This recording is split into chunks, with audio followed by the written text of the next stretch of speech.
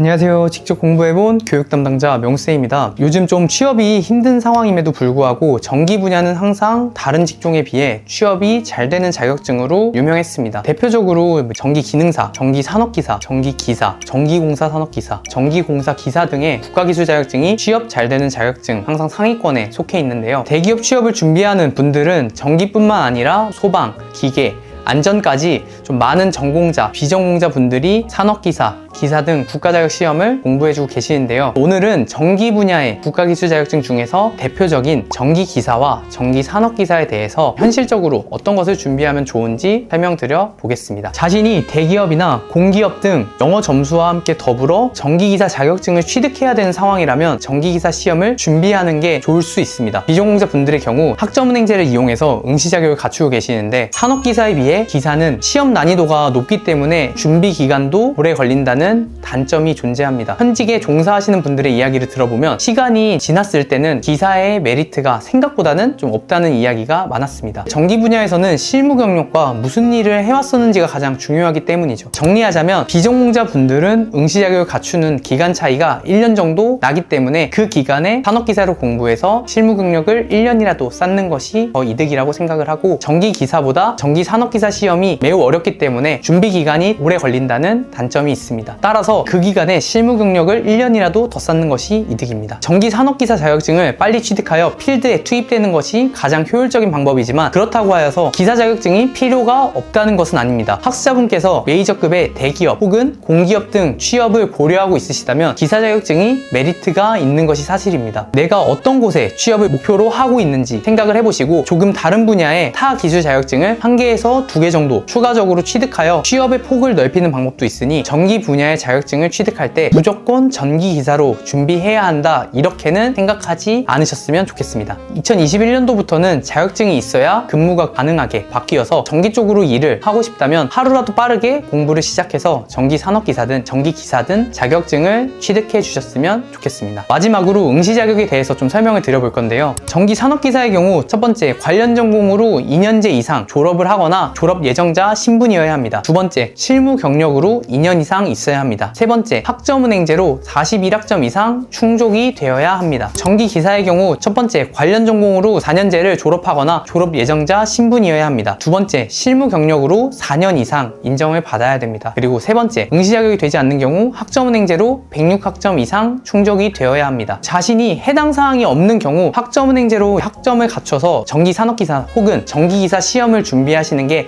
가장 현실적인 준비 방법입니다. 그러면 오늘은 전기산업기사와 기사 어떤 것을 준비하면 좋은지 저의 생각을 좀 이야기 드려봤는데요. 전기산업기사 혹은 전기기사 시험 응시 자격을 갖추는 것에 도움이 필요하신 분들은 더보기란이나 고정 댓글 참고해서 문의 주시면 자세하게 좀 설명드리고 도움드리도록 하겠습니다. 그러면 지금까지 직접 공부해본 교육 담당자 명수쌤이었습니다. 감사합니다.